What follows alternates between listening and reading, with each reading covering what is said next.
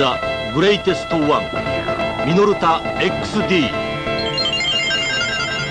絞り優先、シャッター速度優先、マルチプログラム。滑らかな操作感が多彩な機能が鮮やかな一瞬を切り取る。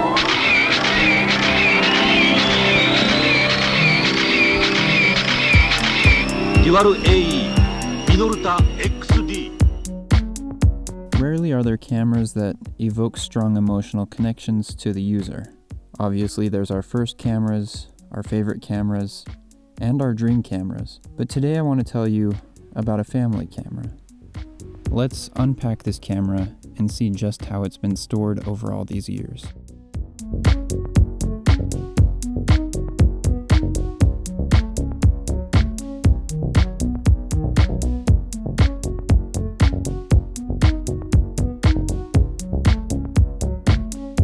This exact copy was my father's personal camera, which he bought from a pawn shop. After checking out of a hotel, he realized he had forgotten his camera in the hotel room. Hours later, after driving all the way back to inquire about his camera, he was told that they knew nothing about it.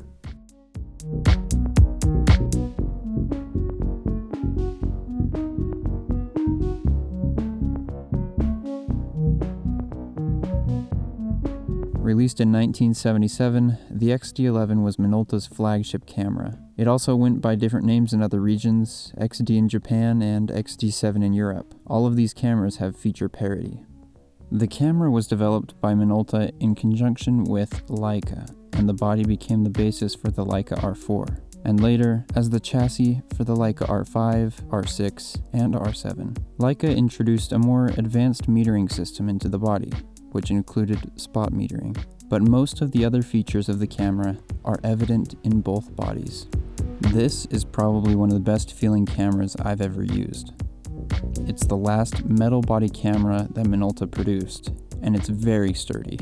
After watching other videos on this camera, I wanted to provide some insight into my experience with this camera and hopefully help you determine if this camera is a viable alternative to the Canon A1. As these two cameras have almost the same price, but the XD11 has a little bit less high of a price tag. Let's start with the thing you'll probably play with the most. No, stop it. Put that thing away. I meant on the camera. The advance lever. You'd be forgiven for thinking that popping the lever out would turn the camera on. Again, not like that. Can we just focus for 1 minute? This video isn't even that long. On cameras like the Nikon FA, popping out the lever activates the light meter and uses battery power. On the Minolta, it does literally nothing. I guess you could say it works as a pretty fun fidget toy.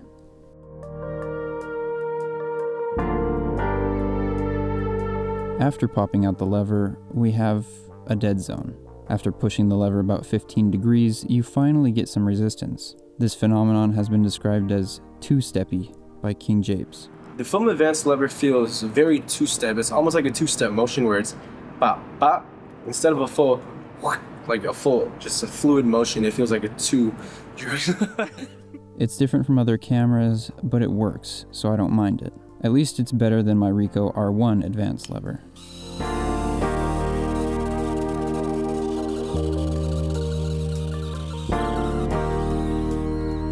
Shutter speeds range from 1/1000th of a second to 1 second.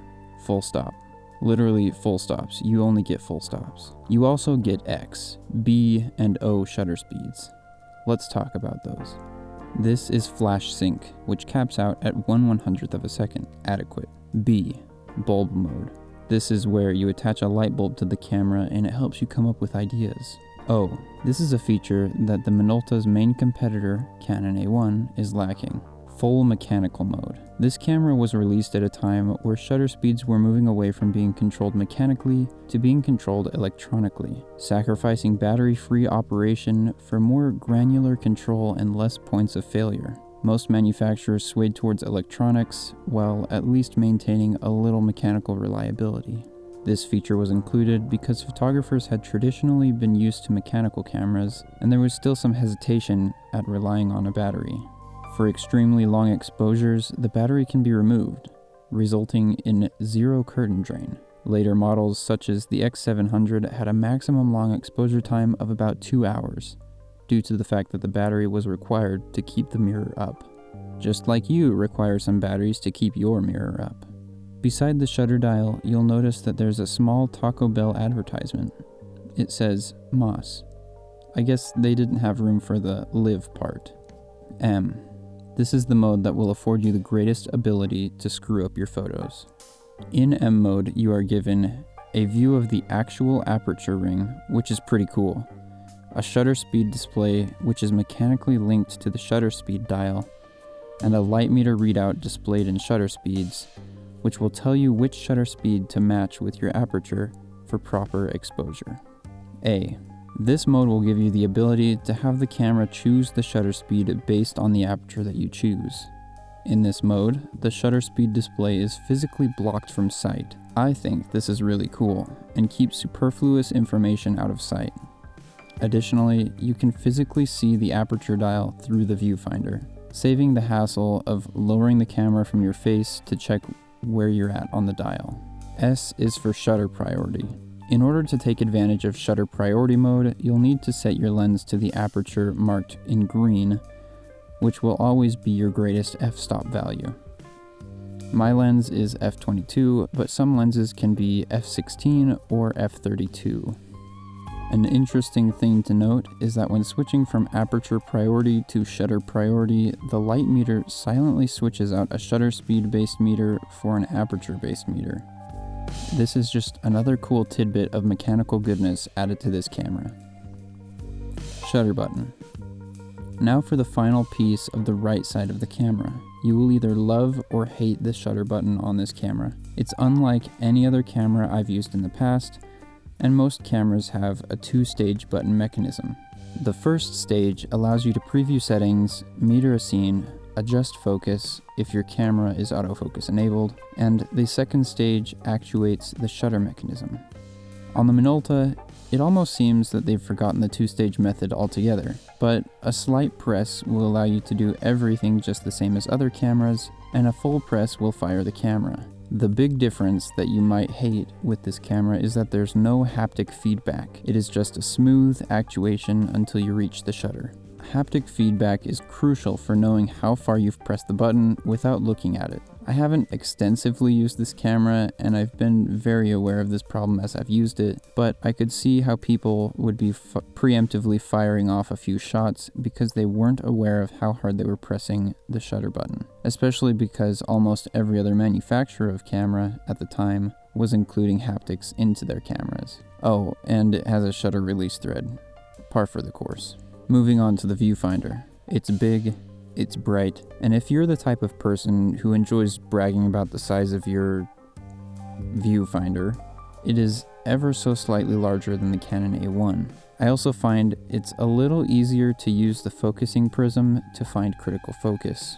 As a side note on the topic of critical focus, I find the 50mm 1.7 from Minolta to be sharper than the 50mm 1.8 from Canon at wide open. But lenses are a completely separate video that I won't touch with a 10-foot pole, because I don't have enough lenses to test that. ASA speeds range from 12 to 3200, whereas the Canon A1 ranges from 6 to 12,800, which is an extra 3 stops of light. But I don't really know when you're honestly going to be using 6 or 6400 or 12,800 when all you shoot is Portra 400, Mr. Original. Speaking of high ISO film photography, if you want to watch a video where I push Ilford Delta 3200 3 stops to 25,600 ISO, the link will be right here, in the cards or in the comments section below.